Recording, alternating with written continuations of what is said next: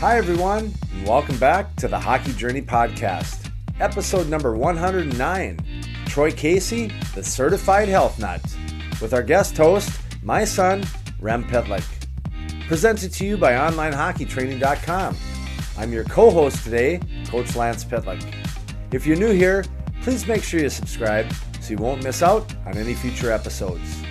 Before we put on our learning caps, get our self-improvement groove on, and begin this conversation, if you want to learn more about me, my hockey experiences, what I know, and most importantly, how I've been helping hockey players get really good with a stick and puck, just head on over to onlinehockeytraining.com, that's onlinehockeytraining.com, and gain instant access to my 10-part video series where I'll show you everything. Consider it my gift to you. Lastly, if you live in Minnesota or are visiting the state of hockey sometime soon and you want to schedule an in-person off-ice stick skills lesson, I'd love to have the opportunity to show you my little world. Go to sweethockeycoach.com, that's sweethockeycoach.com, and watch the video on the homepage for instructions. Thanks, and I look forward to working with you sometime soon. So this is a special episode for Coach, as we're about to experience something that's never happened on the Hockey Journey podcast. We have a guest host today, and it happens to be my son, Rem Pitlick.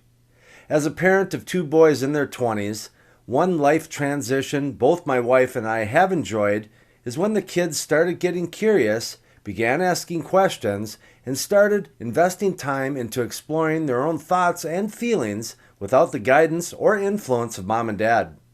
It's awesome at the start seeing your kids seek truths from their own perspectives.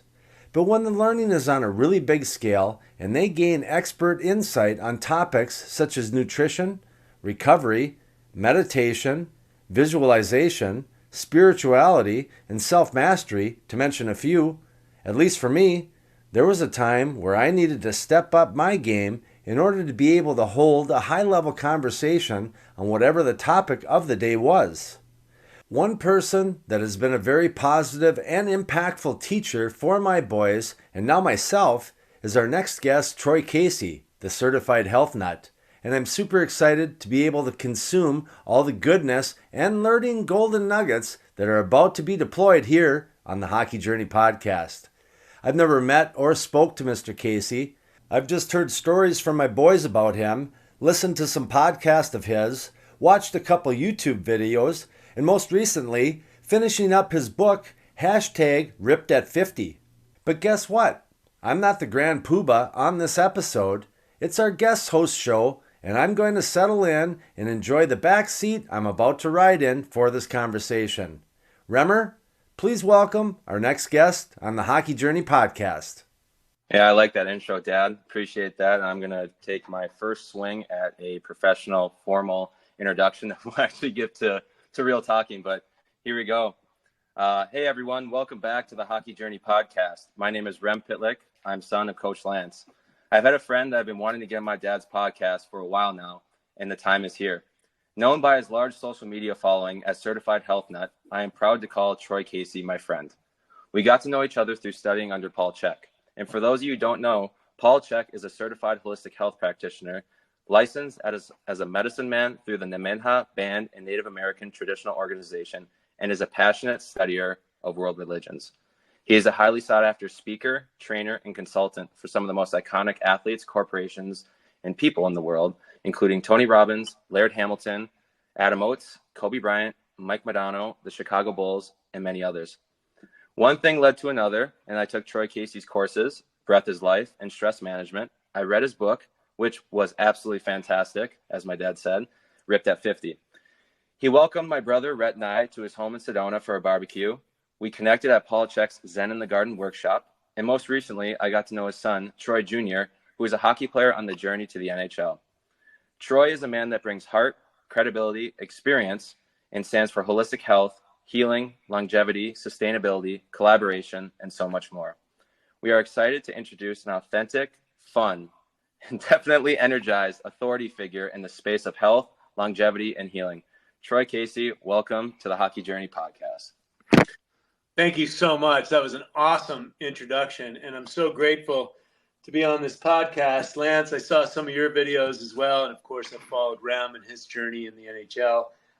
And I'm so grateful. I love hockey and really the graceful yet rough and tough energy that resides behind it. And thank you guys for having me on the show. Let's go.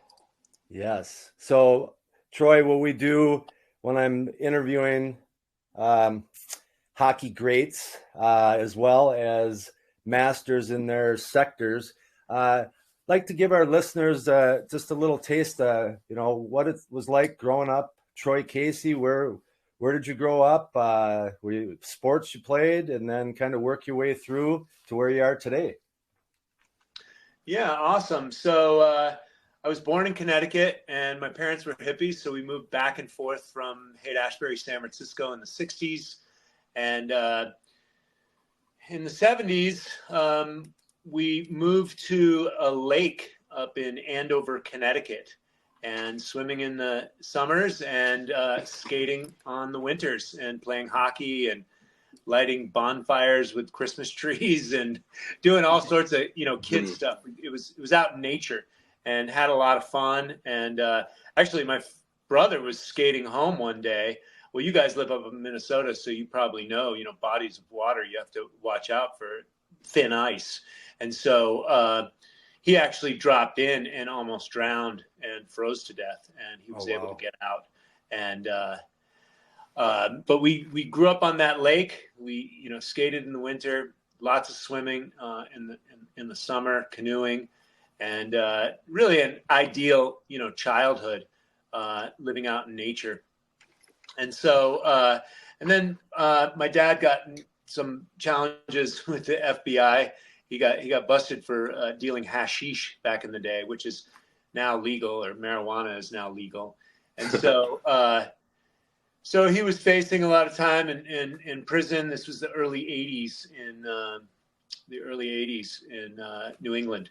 And so they sent me back out to California, San Francisco Bay Area with some of their friends to stay with. So and before that, I'd had some challenges with my stepfather, and I started running away from home right around that time. And I found myself on my own by the time I was 14, 15 years old. I was staying with some of their friends, but they were kind of up to no good as well. So I had to learn how to fend for myself. I ended up getting in some of my own trouble, and I was incarcerated as a youth. They let me out when I was 18. And then I had, plenty of intelligence and street smarts, and I had some good teachers over the years. And so I read literature and did a bunch of book reports when I was sitting in juvenile hall. And when I got out, I was able to enter in regular high school again. I was 18. I graduated on time. And then from there, I went to college, and I got all sorts of financial aid because I had been on my own, and I knew nothing about financial aid. I ran into one of my high school buddies, and he used to play varsity football. And I was like, how did you get financial aid? Like, you lived with your parents, all that stuff? And he goes, well, the last year I stayed with a friend because my parents moved away, and that qualified me for the Pell Grant and all sorts of other stuff. So I went down, filled out the papers, and, I basically got a really strong free ride in college. And, welfare makes people weak. And although I was working for it with my education, it's still, I think I did 3.5 years in community college and was getting ready to transfer. And that's when I started modeling. And so I was kind of on the fast track to nowhere in college. And got a decent education, Spanish, mathematics, and stuff like that. And then I got an opportunity to become a professional model and move to Europe. And so I quit school as soon as that opportunity presented itself. And then I started traveling, which I do believe is the best education on the planet, being submerged in other currencies, other language, other culture. And so I traveled extensively for 7.5 years. I was a Versace model. I went to Tokyo. I went to Miami, New York, London, Paris, Vienna. I went to South Africa during apartheid. I traveled all around the world. And It was a great education, but a really weird and funky business. Politics in anything and everything, as you probably have already realized. And I didn't see it coming. I gave it the real good college try, put together a resume, took care of myself. That's how I got into holistic health, fasting and juicing and internal purification, because I wanted to look and feel the best in front of the camera. And I had my own digestive issues.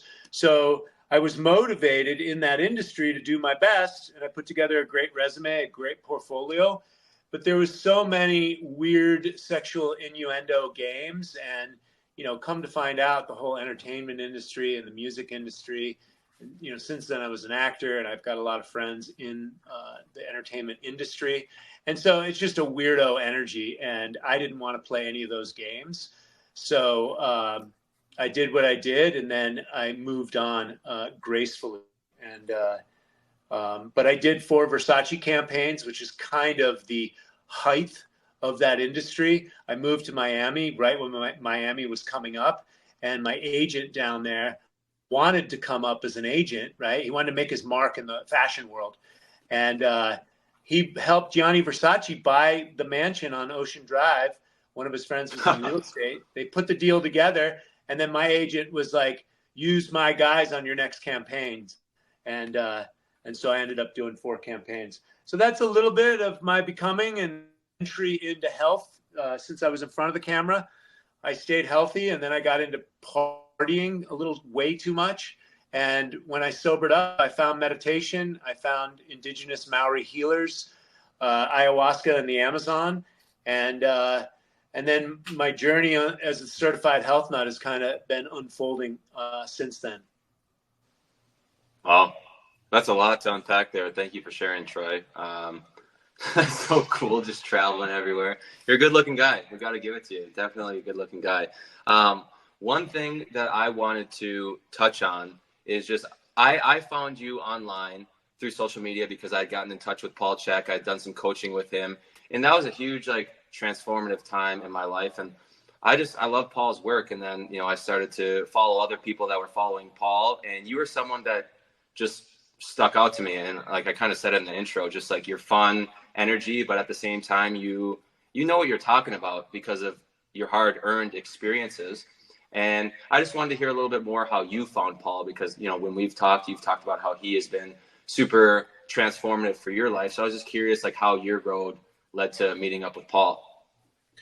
Yeah, so in 2006, I was in the Amazon drinking ayahuasca, and I had 3 very powerful visions. One was of my family, and I wasn't married at the time, and you know, I wasn't planning on having kids anytime soon, and that changed down in the Amazon. Then I had a vision of the amalgamation of my online career.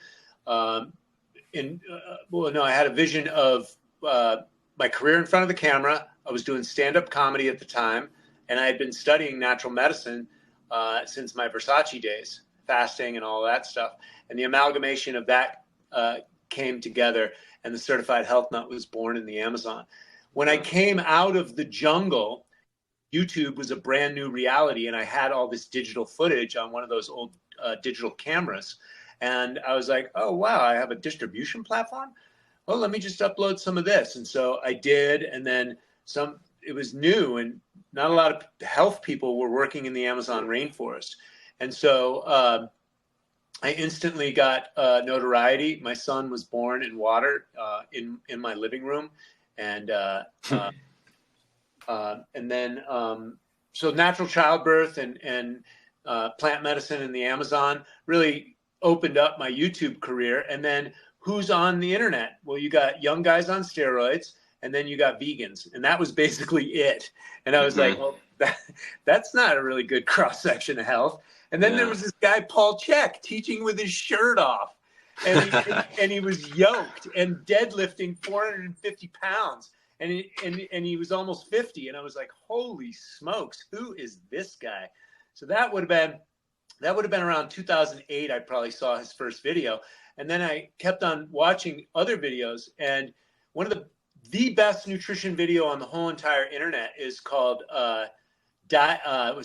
Nutrition, the Dirt Facts. It was his his lecture and his dissertation in CanFit Pro in Canada, which is the biggest sports fitness show in the world, CanFit Pro. In 2000, it was filmed in like 2003 or 2004. It's called Nutrition, the Dirt Facts. You can actually buy it from Paul's website. And it's the best nutrition video on the world. Blew my mind. This is back when YouTube only had 10-minute videos. And so you have to watch like 10 or 15 videos in a row. And he didn't even talk about macronutrients. He talked about the soil and what actually makes up nutrition and the closed organic life cycle. It blew my mind. And so then I continued to follow him for a couple of years. And he wrote a blog in 2011 about sustainability and kind of like, well, if you don't dirty your clothes, don't use too much water.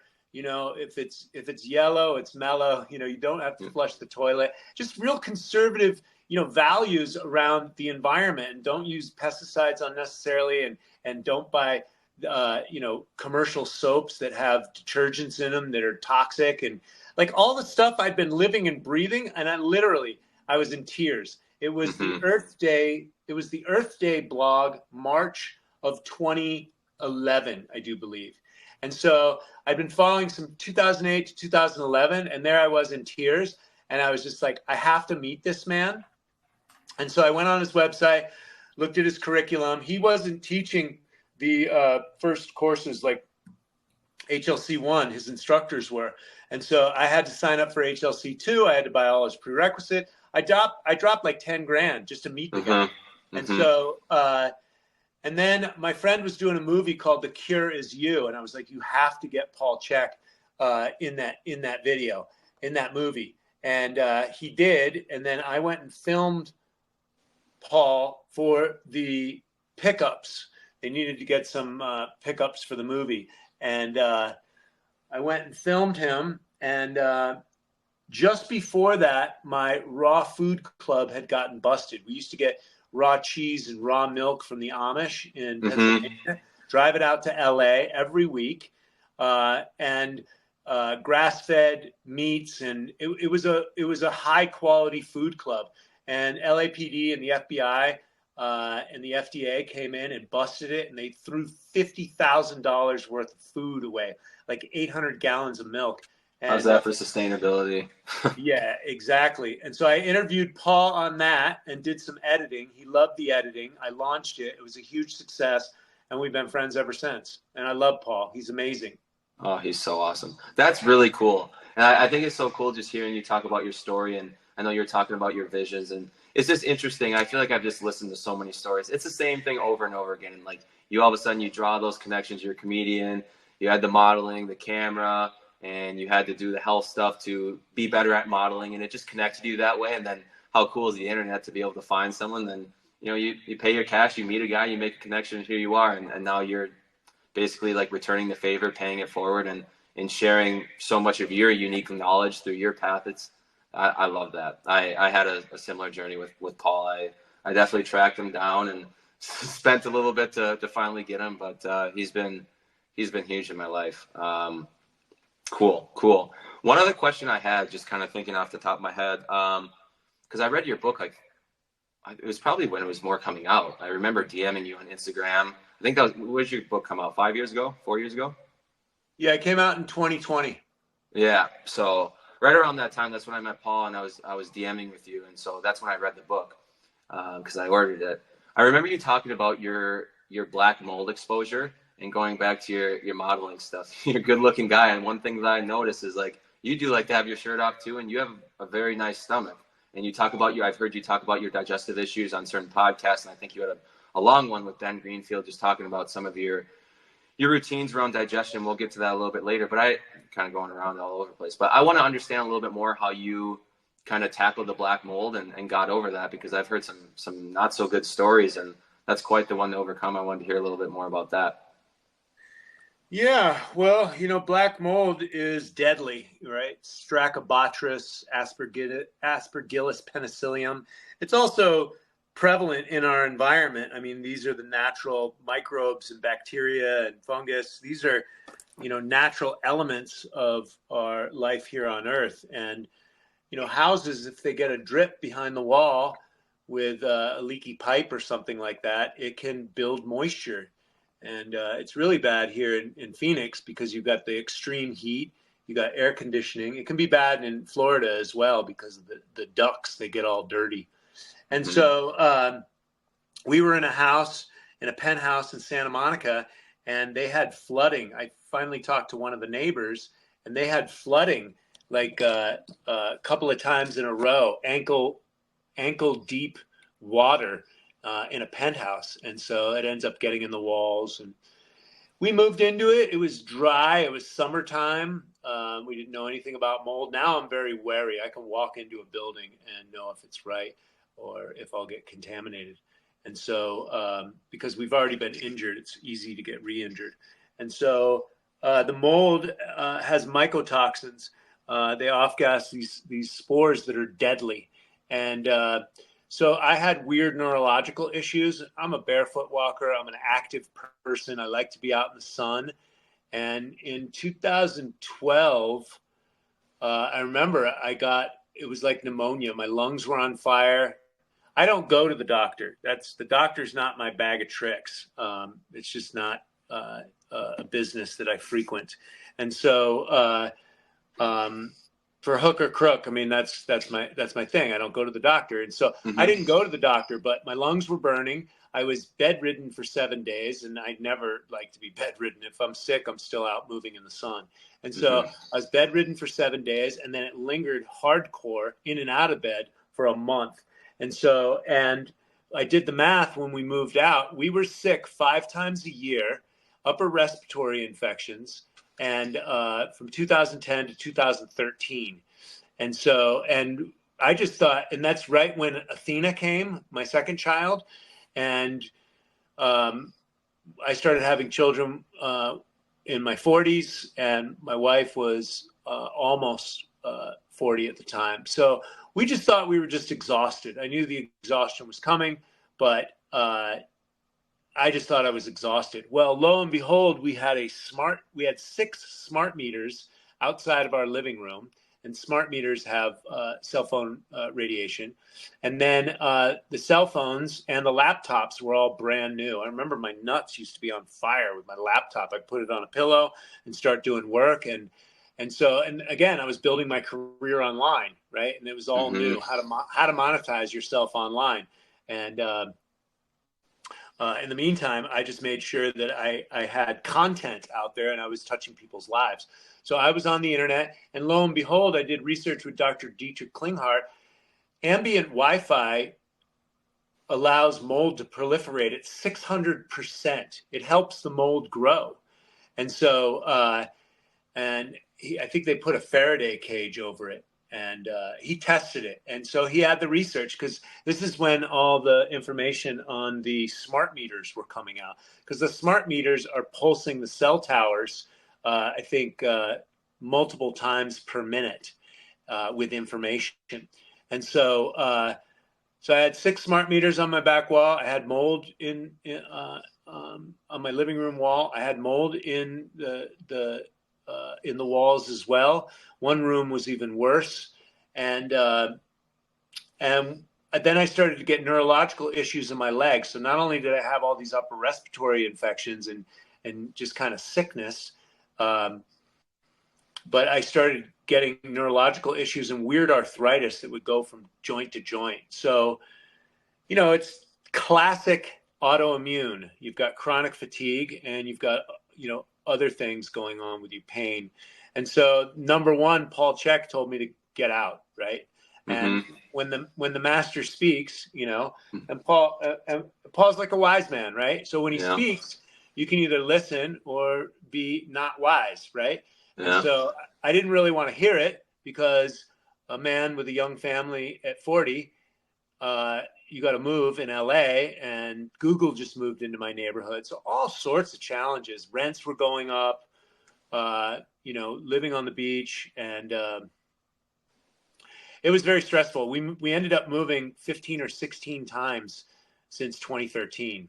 And I guarantee the mold had a play on our emotions, and we're divorced now. And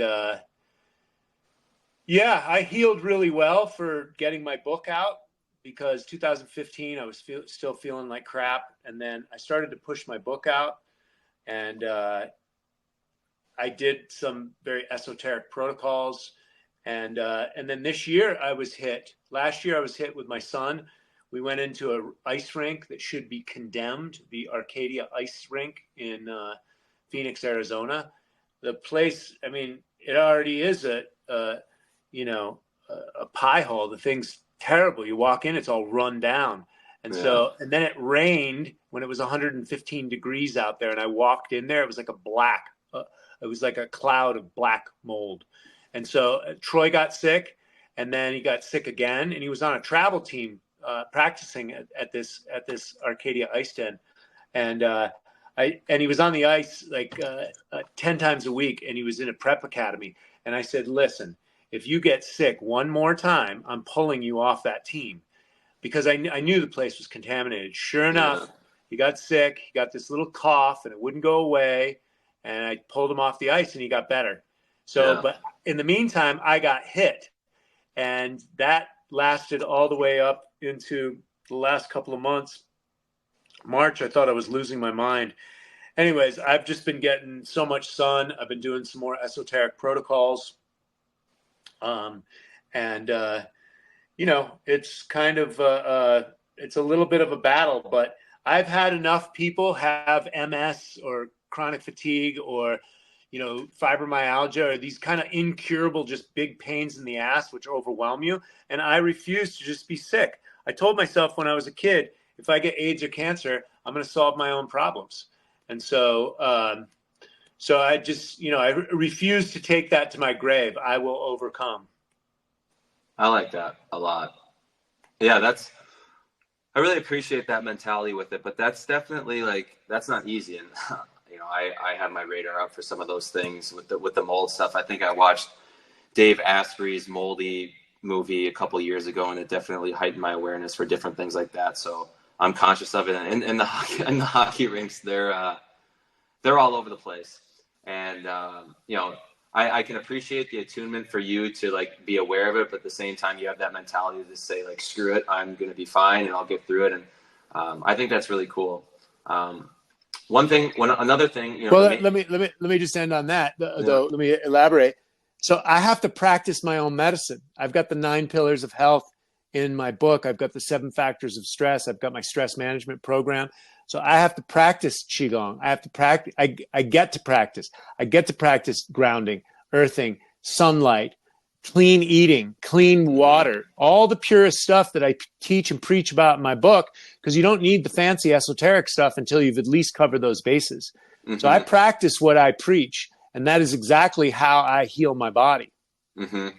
Absolutely. And that's what I wanted to get into. I'm sure some of the listeners are wondering, Coach Lance, what is Rem talking about? This is a hockey podcast. And I promised everyone we'll get there, and we're going to get there right now. So I was trying to, draw some connections here. Paul is a very reputable guy with some of his experiences. You learned under him. We've talked about the modeling and just your worldly experience. That's something that, Troy, I was really drawn to. You're not just, I know that you've been in the jungle and you're talking about these esoteric things, but you're a guy that will pull his pants up and just get to work. You have that work ethic and that drive, but you also have that kind of intuitive, more, I guess, feminine way of doing things. And you combine them both. And that's something that I think is really cool. And it's what drew me to you. You have this like I said, the education, the worldly experience, and now you're out there teaching it. Anyone can find you. You have a huge following on social media, and you have a lot of expertise and wisdom in the health, wellness, personal training, fitness, whatever you want to call it, kind of all the buzzwords in that space. And so bear with me for maybe one more minute. It's a one question from my dad and I, the most important question, but I kind of want to add a few more things in there because I kind of want the answer for myself. And the question is more of a statement first than coming to a question is, I've been playing hockey for over 20 years now. And I feel like the same thing is said to me at the end of the year, whether it's by the personal trainer, the coach, or the general manager. It's said different because it's, said by everyone different, but it's the same thing is really being said. It's some version of, go have a great summer and get stronger or harder or whatever other buzzword they use. Go do that in the gym. and, come back and have a great year. And my dad and his business partner and I were looking at some of their surveys that they've done with their business, online hockey training. And, everyone has, their skills coach, but everyone has their strength coach. And that's highly emphasized in the hockey world and sports industry. And I think it's very important. And one thing for me that was always challenging, and maybe that was the point, so I could kind of follow my own curiosity or my own interests and things that were fun, is I feel like I never was told, what does it mean to get strong? What does it mean to get harder? These things kind of get, Paul uses the word meme, these things kind of get thrown around. So I had to kind of go explore and find out what that meant for myself. And I started to get into martial arts and different conferences. I went through the gauntlet of all the coaches and stuff, but you start talking and you start seeing things, some topics that we're talking about. I was like, well, what is strength? These guys are huge, but they can't move their body. So technically, they're so big that their muscles are getting in the way of their movement. So they're actually not punching as hard or kicking as hard or moving as fast because their muscles are in the way. And then I'd be rolling with smaller guys in jiu-jitsu that were half my size, and they'd be tanking me. So I was like, what is this strength? So now to kind of wrap it up, why I was drawn to you and Paul is because I felt like that was the first time where people actually looked at things from a holistic perspective, and it wasn't just blanket statements anymore. It wasn't, go get better, go get stronger, or go get harder. Like I would always be like, well, what does that mean? Teach me. And I feel like you guys do a great job at articulating and explaining what that means. So you have a son, as we mentioned in the beginning of the podcast, Troy Jr., who's on his way to becoming an NHL player, and you have a lot of wisdom in the health and wellness fitness space. What are you telling your son to do or to focus on to help him become the best hockey player that he can become? Yeah, well, great question. So, first and foremost, I coach or I teach, high performance balance. All the ancient sages have said, walk the middle path, right? And so you have yin and yang, masculine, feminine, anabolic, catabolic, right? Anabolic is the phase when you're sleeping, resting, you're rebuilding. That's when your muscles build.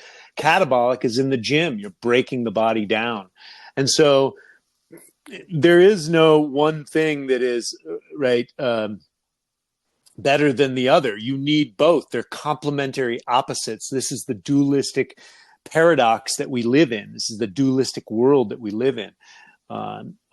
Light, dark, up, down, masculine, feminine, inhalation, exhalation.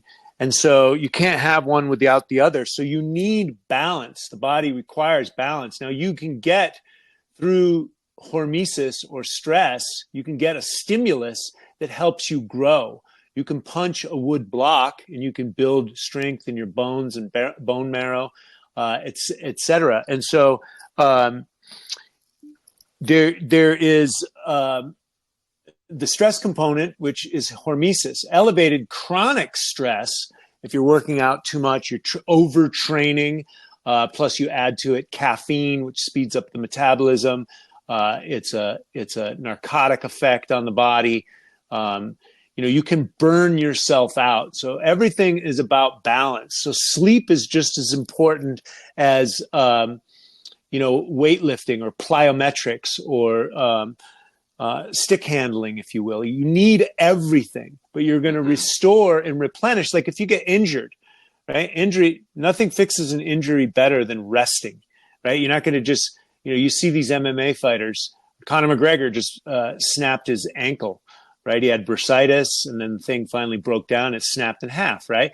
And so he's been out for 2 years, right? He's been nursing that thing for 2 years, went on a bunch of cycles of steroids, all sorts of stuff. But he hasn't gone back into the arena. He hasn't been, training super hard on that actual leg. And so he's letting it repair. So again, back to high performance balance. So, and as above, so below is the natural law of correspondence. Strong mind, strong body. Flexible mind, flexible body. And so it applies across the board. How you do anything is how you do everything. So you can be supreme, you can be Kobe Bryant and keep practicing more than anyone else out there and keep throwing your throws. But I guarantee his nutrition is on point. Why do I know that? Because Paul helped on his Achilles injury. And so guarantee he's going to have good sleep patterns. I think LeBron James talks about this as well. I think LeBron James, last time I checked, he was spending about $1.5 million on his health each year. Massage therapy, PEMF, he's probably got a sauna. He's got this at his house. He's got this coach, that coach, right? He's not just the man on the court, right? He's also the man off the court. And I think his sleep is supreme. I think he's on that app called Calm, and he's got some kind of meditation on it for sleeping or something like that. So these guys are no dummies, right? And I think there's an illusion, especially at the more amateur level, whether that's in business or anything else, but I especially see it in business. You see these internet guys that want to drive Lambos talking about crushing it and hustle, grind. And they're pounding coffee and they're shooting steroids and they think they're going to be young forever, which is great. But eventually that type of stuff hits a wall, and you do need that balance. And if you burn out, you're of use to no one. It's the same thing as a parent. If a parent doesn't take care of themselves when they have new children, they can also burn themselves out. So I think it really comes down for me to balance, because I like to burn the candle at both ends. I stayed up when I was in my 20s, but now I don't mess with my sleep unless I want a sleep hangover. I don't eat gluten and pasteurized dairy and commercial food because I know what that'll do to my gut. And when my gut gets upset and I get indigestion, I bloat like a tomato. My face blows up. So I just don't do it. I've got 33 years into my practices. I know what works and what doesn't work. And look, I'm a high performance athlete. I like to get out there and move my body for hours at a time during the day, whether that's walking or riding my bicycle or socializing or jumping in the pool or jumping in the ocean. I want my apparatus to work all the time. I go to the gym. A lot of the gym is for social, but I get 20 minutes to an hour of stretching, some cardio, some weightlifting. Most days of the week, I like to go hiking. I want full access to my apparatus. And at 57 years old, things have slowed down a little bit. I think I'm just going through a repairing phase because of the black mold. But I plan on coming back like gangbusters in my 60s. I got a friend who's doing a competition right now. He signed up for it last week because he walks around yoked. I did a live with him yesterday on my Instagram. And he just got off a 6-mile trail run. And you can have your energy forever. You can play and be healthy. What was the name of that pitcher that played into his 40s? Nolan Ryan. Yeah, there you go. I mean, and so, and you throw in, and some people are like genetic anomalies, right? Mm-hmm. They got the Neanderthal gene. They can eat anything and they can go through anything and they come out looking like a spring chicken. And so, but if you throw holistic health on top of your awesome talent, organic, nutritious food, damn good sleep, from the beginning of your career, you have such more of an edge on everyone else. Because let's face it, you get into the NBA, you get into the NFL, you're sponsored by Snickers, Gatorade. This stuff is garbage. Yeah, you can get away with it in your 20s, but as Paul Chek told me, he would coach a lot of these guys and they'd have injuries. And it was directly related to what they were eating. And they're like, well, organic food's too expensive. And he's like, well, sell that Ferrari you just drove up here. Yeah, he loves that story. I love that one. So yeah, it all comes down to choice and balance. And this comes from a person who had plenty of vices in his life as well. And so, but taking care of the human body is going to pay huge dividends. And as you well know, I'm sure some of the holistic health stuff has applied into your own career. Am I right, Rem? Yeah, absolutely. And what comes to my mind, I think there are so many different moments in my life where I got more interested, but this was many, many years ago when Tom Brady came out with his book, the TB12 method. And I don't agree with every single thing in there, but Tom is someone that is one of the best ever. And he talks about some of these principles that aren't just specifically football training. And that changed my life. And there's a quote in the book, I'm not going to say it exactly, but it was somewhere along the lines of what you were just saying. Like, when you get into your 60s, you want to have your full vitality and on and on. And Tom kind of said similar things. And that was around the first time where I started to contemplate, I'm around some older people at times and they're always complaining that they hurt and all these different things. But Tom's old, playing in the NFL, and he's getting banged around and he's still looking great, feeling great, all those different things. And all of a sudden, Paul came into my life. like you said, he had that same effect on me. He's an older dude, and he's like probably stronger than me. And then I was at the Zen in the Garden workshop last year with you, and I know that you said that some of the mold effects were bothering you last summer, but I remember when we started stacking rocks because we were on the same team, you're like, let's build the Taj Mahal. Like, you had the most energy and strength like in our group. And so like I just started to connect the dots that way, and just, you know, kind of ranting a little bit and come back to some of the things that you talk about in your book and your courses of what you're teaching your son, because I had a conversation with him the other day. But, you know, on all the flights, you know, in between games with the team, I really bonded with a player on the Minnesota Wild. His name was Nick Bukestad. A lot of Minnesota people know him, obviously. But he talked about his time with the Pittsburgh Penguins and was talking about Crosby and just how Crosby has created this thing in Pittsburgh where there is some nutritious stuff. There's different things where there are other things outside of hockey that aren't necessarily hockey that directly impact your game on the ice. And one other little story that I'll add in there is that you mentioned Kobe Bryant with the Achilles. I was just with Paul and Angie last month, and Angie was doing some physical assessments on me. And Paul came in and he goes, hey, you need to go to our Nuka doc in San Diego here. And he said, this is the guy that I sent Kobe Bryant to. So you brought up Kobe, and just like, you're right. You're teaching high performance balance, and all these superstars, you might not hear it as much in the media, but they have all their money to spend on these coaches and things because they know that, yes, they need to work on their reps, but what about when you're not working on your reps? You need to take care of your health so your body can hold up to keep doing the reps. And I think that's where you're such an asset with your knowledge and the people that you've been in front of, that you just have such amazing wisdom to share. And that's why I've always been drawn to you. Like I said, I read your book, I took your courses, I follow you on Instagram, I went through, oh my gosh, like all your YouTube videos. I've been in the archives too. So, I mean, I just love what you do. Like, I just kind of want to just keep going where we were. Like, you know, I was talking to your son, Troy Jr. the other day, and he was just talking about some of the things that, you know, you were suggesting for him to do. He said he's been doing some martial art. Is he doing some martial arts right now, or some of the workout stuff? He was asking me some questions. I can't remember exactly what he was saying, but he's like, yeah, my dad wants me to try some of these things. So what are the real things that you're actually telling him right now? Well, I like him. You know, when we were living together these past 8 months, when he was in the academy, we get good sleep. He goes to bed on time. He's a kid, so he wants to play video games. And he didn't have access to a computer up until. 1 second. What's the right time to go to bed? Well, 10 to 6 is a good marker. Children are developing, especially boys will develop up until 24, 25 years old. And you can definitely get 12 to 14 hours sleep as a child. Your organs are still developing as well, and just providing that atmosphere. So, but people don't get to bed that early. Sometimes I let them sleep in, but for the most part, I like them to get to bed around 9:30. You know, he's still a child. But for adults, 10 to 6 a.m. are good markers. I'm a 9-hour guy sometimes, and so my body needs more rest. I like really deep sleep. Some people are 7 hours. 7 to 9 hours is average, but sleep is very good, right? You can get more on the weekends or whatever you can fit it in. And so, so I'm always, you know, enforcing that. He's a meat eater. He really likes steak. And so we're always barbecuing and trying, you know, different meats and stuff like that. He likes fish. And so, but he knows to eat clean.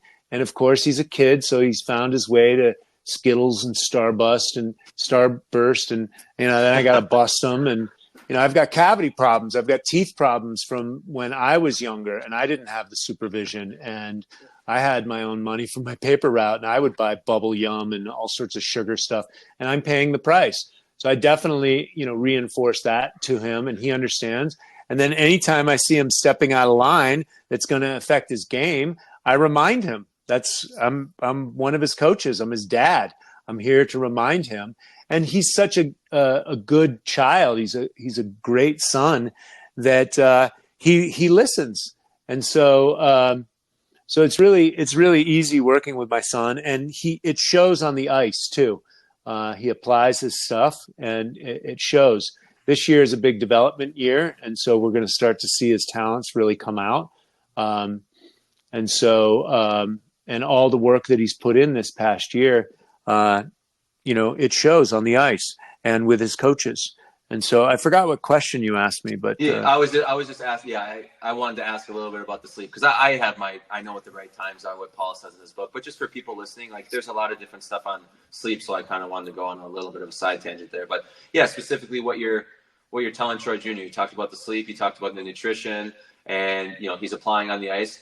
Like I said, I took your movement course, and stress management and breathing. So there's movement involved, and I know your education with Paul. Like, what are the movement practices that you're having him do to keep his body like mobile and functional, to be able to move and have good balance on the ice? Well, I think he's getting most of that training from his programs and his coaches. So I've taught him, the compound exercises, squats, deadlifts, dips, pull-ups, push-ups. Those are the fundamentals. And then I've had some trainers teach him some plyometrics. We do some fascia workouts from the tips of the toes, engaged through the core, swinging kettlebells, and, just real engagement for the fascia. I've taught him that. I take him to a lot of yoga. So we belong to a nice gym that has a really good yoga program. And we've done some yin yoga, not just the power yoga stuff, the asana flows. We've done some yin yoga, which is very relaxing, and it stretches the tendons. And so he's gotten benefit from that. I send him to my myofascial therapist. He's got a chiropractor, reflexologist in Los Angeles. He sees Dr. Dave, and any, big healers that I work with, that I resonate with. I've got him a Taoist sexual kung fu counselor, just in case he needs any advice on his genitalia and his sexuality. And so, in exercises, he can do that to keep up his vitality with chi.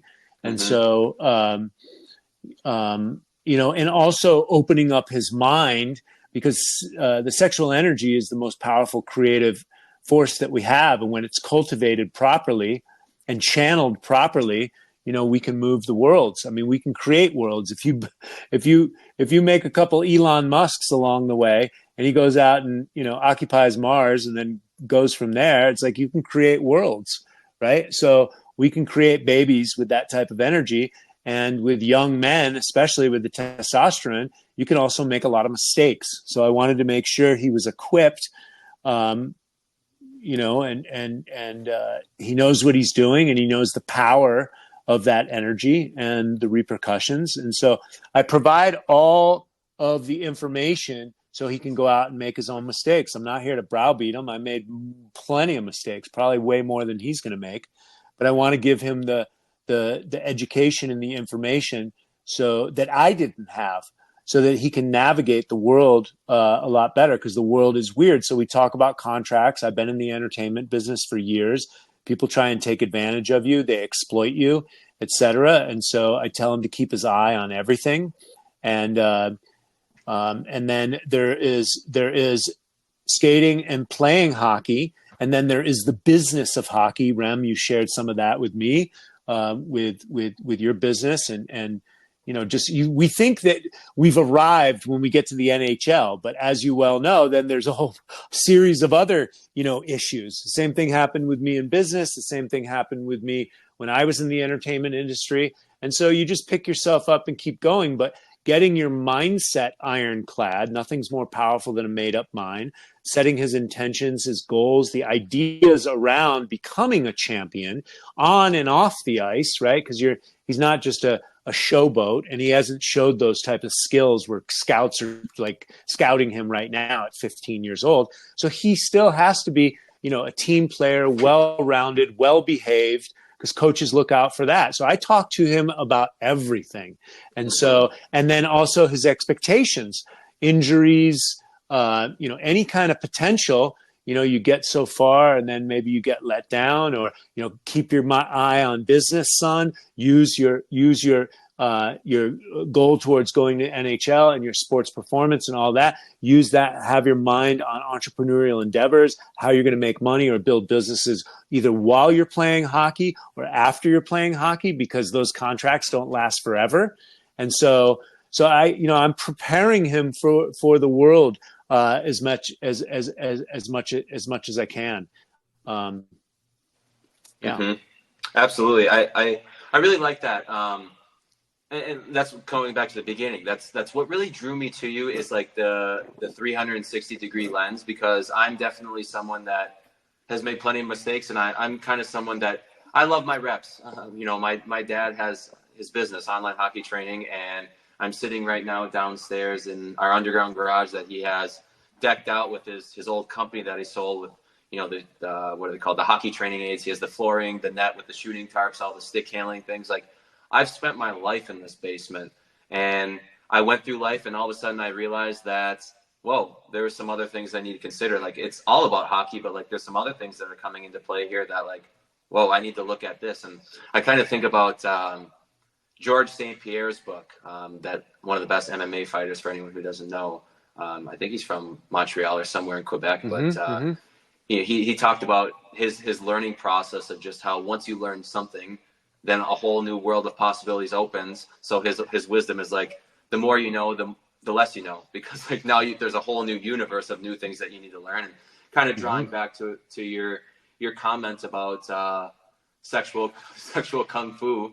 I can't say that I've ever heard any other guest on the Hockey Journey podcast talk about sexual kung fu. And to be honest, I just want to touch on that because it's not that weird. Like, that kind of sounds a little bit weird, but I think Napoleon Hill mentions that in Think and Grow Rich, like the power of sexuality, and just how it's not, it sounds a little bit weird when you say sexual kung fu, but it's really not that weird. Like, a lot of parents are concerned about my kid's going through puberty, and like, what happens if he gets a girl pregnant? He ruins his whole life. Or just the hormones are coming, and boys want to, I'm speaking for boys right now, but maybe a boy wants to impress a girl, and he uses that energy to like get better at hockey, per se, to get the girl. It's just the energy of, what's the word, like polarity between sexes. It's kind of like a creative energy. So it's not that crazy. So if anyone thinks I'm crazy for talking about it, Troy Casey's crazy for talking about it, go read Think and Grow Rich by Napoleon Hill. Like, I think it's a pretty like modest book. Like, it's really cool, and it's not that weird. So go ahead. His chapters on sexual transmutation and channeling it. And I think he interviewed the industrial magnates of the 20th century, and a lot of them had gone through that process. I just went through a divorce, and I realized, I'm building my business, I'm maintaining my business, I'm advancing my career, I have my children, and the world is kind of weird right now. And there's a lot of entitlement being thrown around there, and this digital dating thing. And then the men, we all have porn mind, women too, as well, because pornography is so easily accessible. And then you've got hookup culture, started in the 70s with swingers and all that stuff. And it's come up to the point where people don't even know who they are. They have sex, and it's very powerful and it's very enjoyable, but also there's an emotional component on the back end, and there's a huge responsibility. You cannot just have sex with a woman and not have some kind of emotional entanglement, some kind of spiritual entanglement. What I'm doing is trying to sew up a lot of the mistakes that I made, and then if my children go out and fall on their face, at least they were prepared. And at least they can take responsibility. That's the other thing. There's no entitlement on my watch, right? Just because you make a mistake, if you can admit that you're wrong, or ask for forgiveness, you're off the hook, but you still get to take responsibility for your actions. So there ultimately is no free lunch, is my message. Mm-hmm. I think that we should hold on, Remmer. I got to interject here. I think we need to take a little breath work. This has been awesome. I wanted to jump in, and I apologize, Rem.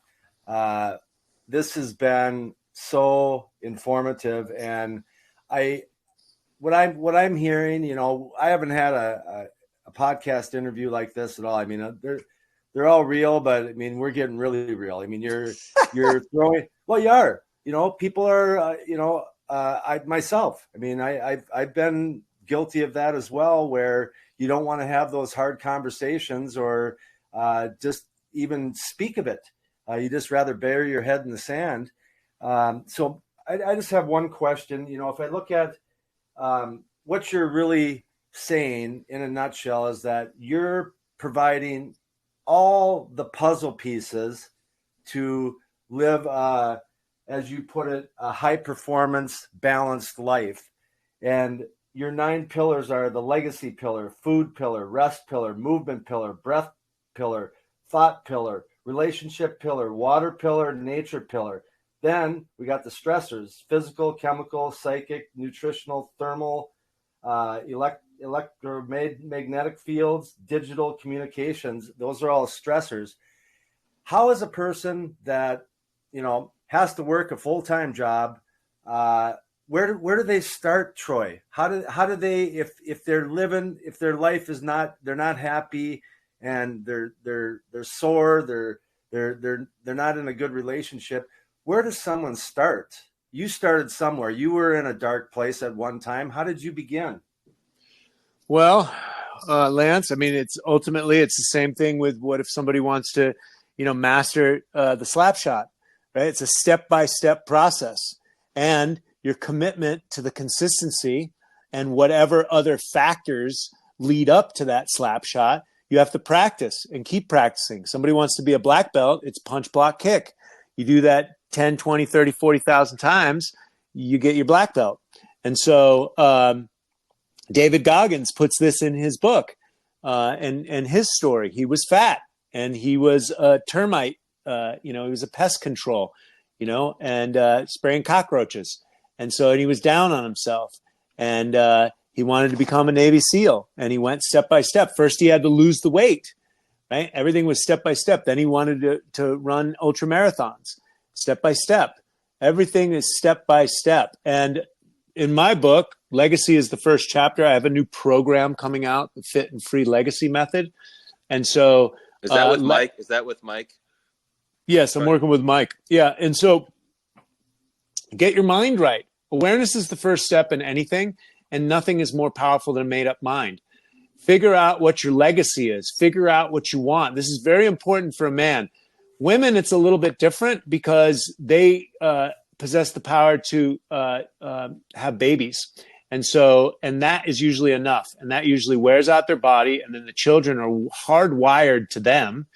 And so that is enough of a legacy, nurturing the children, nourishing and nurturing a family. But men, they need to go out into the world and figure it out what direction they're going in. We live in the modern world, and you can actually do anything. You've got people like, what's his name? Apple guy. Steve Jobs. And you've got the Wright brothers that wanted to fly like an eagle. Whatever the mind can conceive and believe, is Napoleon Hill's work, you can achieve. So get your mind right. Understand the minefields and the pitfalls that are in front of you. And there are many. And we've become soft and domesticated as human beings. We're inside. We've got air-conditioned houses. We've got soft, fake food with tons of sugar. And what's that doing to the populace? Well, just look at our statistics. 70% of the American people are obese or overweight. Now we're talking about hockey, which is super high performance, such a graceful, amazing, powerful, rough and tough sport. There's so many beautiful things about it, but you still need that high performance. And if you go the way statistics, that's why I love that my son in 2023 is involved with hockey. There is not too many safe grounds in the world today. I don't want my children in public school. I don't want them, surfing the internet unconsciously with their neck craned into their phone and getting all sorts of information and possible sexual predators. And so I think hockey is a beautiful thing. But my son's not living in a hockey vacuum. He's living in the real world. So if he gets a girl pregnant, well, that may affect your NHL dreams. So are you aware of that? Do you take responsibility of that? Yeah. I'm here to steer it in a more sustainable, holistic direction. Well, awesome. Dad, just to go for a second, what I wanted to say, Dad, I really appreciate that question, because that is what I've discovered through Paul's work, some of the stuff you do, Troy. Like there is a lot out there, and it's like, where do you begin? You've been in that spot. I've been in that spot. Dad, you've been in that spot many different ways. And you just touched on it, Troy. Like whatever the mind can conceive, you can do it. And that's the first step in your work, in Paul's work, is finding out that dream or that legacy or what you want to do. And ultimately yeah, there could be 10,000 more steps. You just got to take the next one. And if you don't know what you're doing, you're never going to do it. So I think that's where it's just cool. And Troy Jr. is obviously blessed to have you, because you're talking about all these concepts, but you're helping him kind of formulate that information into what he wants to create. He wants to be an NHL player. So you're giving him all the tools that are in life to help him achieve that goal. Everything is around that goal, but there's all these different things. So he's very lucky to be able to have you show him all these different things to be balanced in, so he doesn't maybe, make a choice that changes his dream because he can't do it anymore, because now he, like, just using what we were talking about, has a kid now, and that changes everything. So I think that's very cool.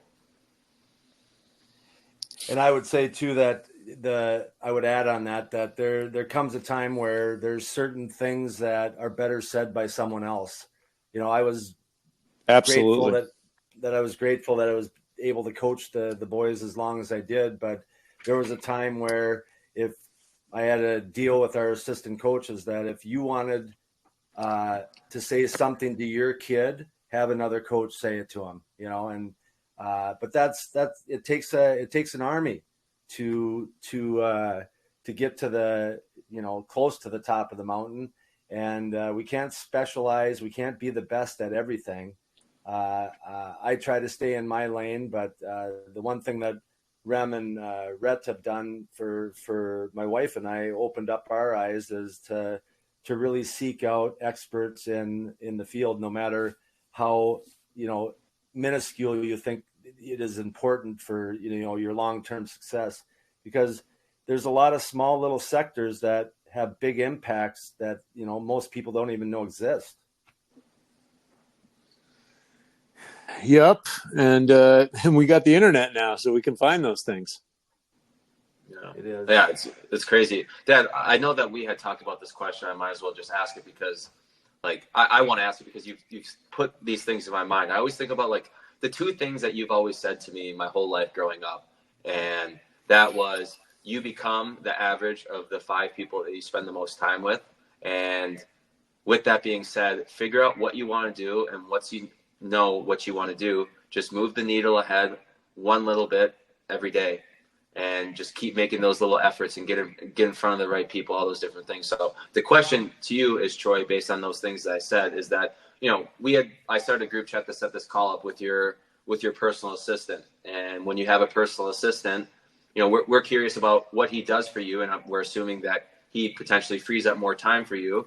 And then we're curious, like, what do you do in your free time, or how do you live your days? You're very knowledgeable, but yeah, that's kind of what I'm getting at. What does your personal assistant do, and how does that free up time for you to do more of the things that you love? Well, Curtis is amazing because he's a jack of all trades, and he built houses with his father. So he's handy, he's skilled. He went to college. He can type. And Curtis has helped me out extensively. I mean, traditionally, I like him to help me book plane tickets, follow up with podcasts, set me up, make sure I'm on schedule, knick-knack, paddywhack stuff that really helps free up my time. He looks at everything: email, software marketing, AI to write copy. He helps me upload videos. He's really an amazing angel in my life. And I thought it was weird having an assistant, but he's so dedicated. And I've had one other assistant before, and he was terrible. And so, Curtis is amazing. And, once I get my business to the next level, I want to bring him in as a partner, because he's a team player, and he's been with me for 4 years.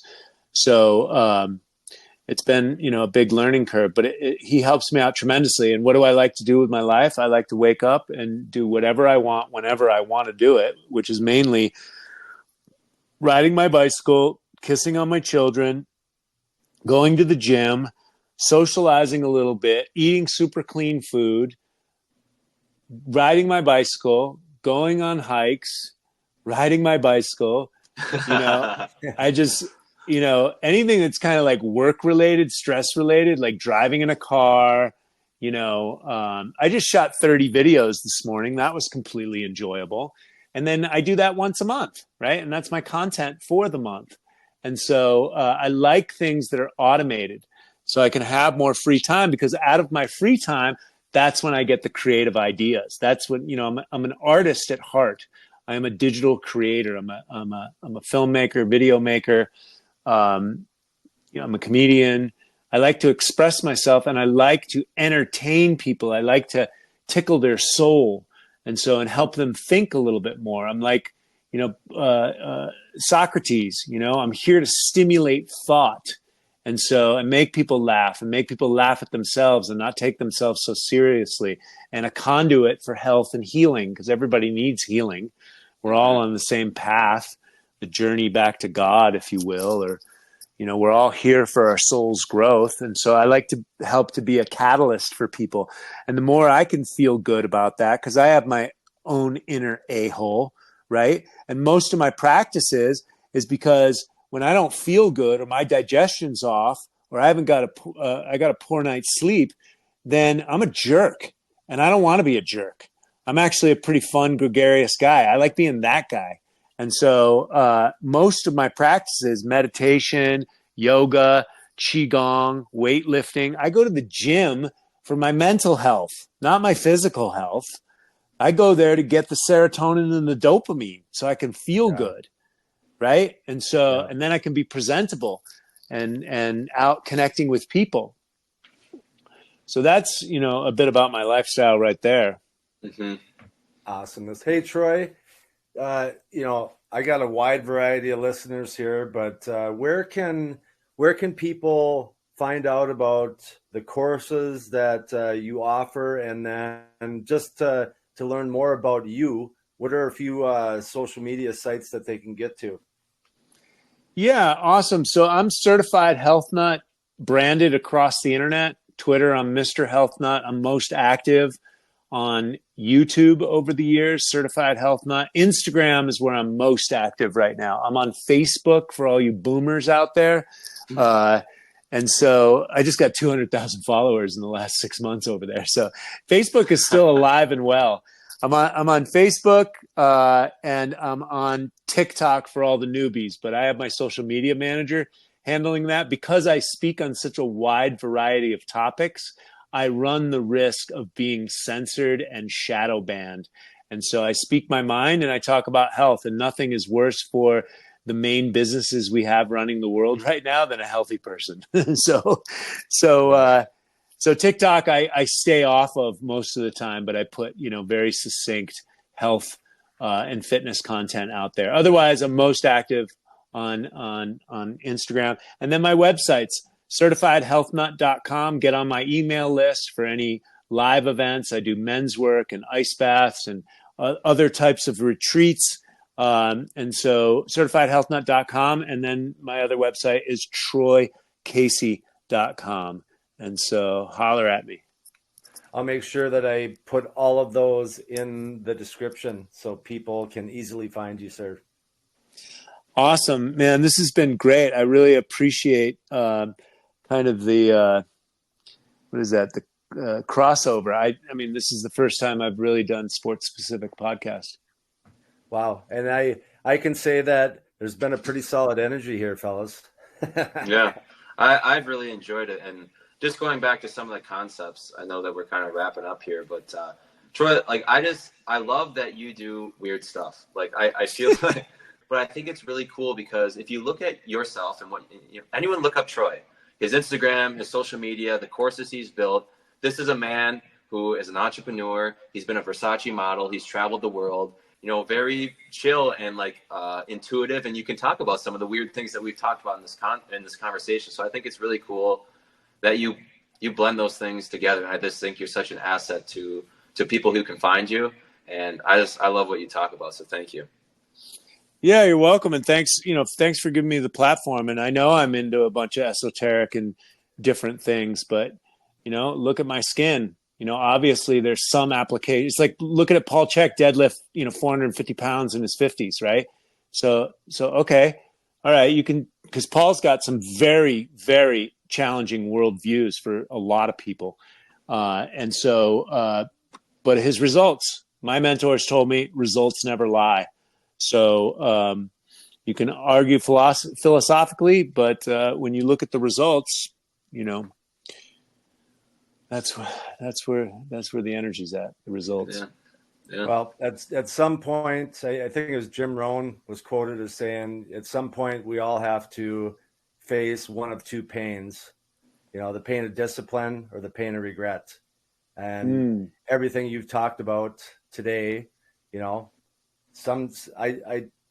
chewed tobacco since I was 16 years old, and I haven't had a chew since January 5th, because I know at some point that's going to come and bite you in the butt.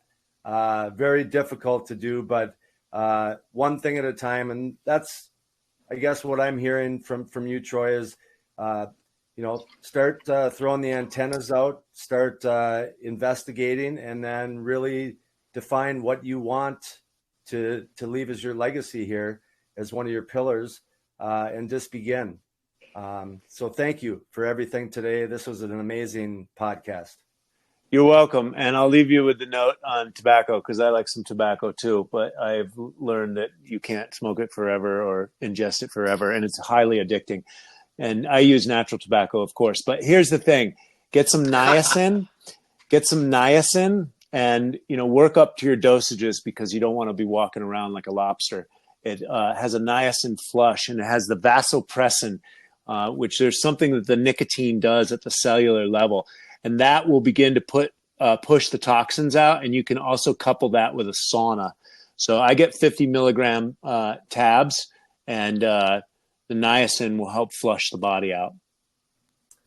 Well, thank you for that. Remmer, co-host, thank you for doing that. You want to bring us home? No, Dad, I started it. It's your podcast. You bring it home. I really enjoyed being here, and I had a lot of questions for myself. So thank you for letting me talk to Troy and ask some questions. Hey, if we were on a line together, I think they might be saying like McDavid, Draisaitl, and Casey on the left wing. Yeah, exactly. Get them out there. So, all right. Well, thank you guys for being here. I hope everyone enjoys this, and take some time to investigate Troy Casey and what he's got going on, because he's made his life a roadmap for others to follow. Thank you for being so generous in sharing the knowledge that you have, Troy, because it just continues to benefit people day after day after day. Thank you, gentlemen, for having me on. I really appreciate you guys. And much love to all the hockey dads out there and the hockey kids and the hockey families. I really like the hockey community. Hockey moms too. The moms too. All right. Well, thank you guys. And until next time. Well, that concludes another episode of the Hockey Journey podcast. I can't thank you enough for stopping by and listening. I hope you enjoyed hearing Troy Casey's life journey, and I'll put all his points of contact in the description so you can easily learn more about the Certified Health Nut. Lastly, if you think there's someone in your circle of family and friends that might like this episode as well, please share it with just one person. It will really help me in growing this hockey community. Again, I appreciate you being here. Don't forget to subscribe, rate, or submit a review. I hope to see you back here soon, and do me a favor, make someone close to you smile today. All the best, my friends.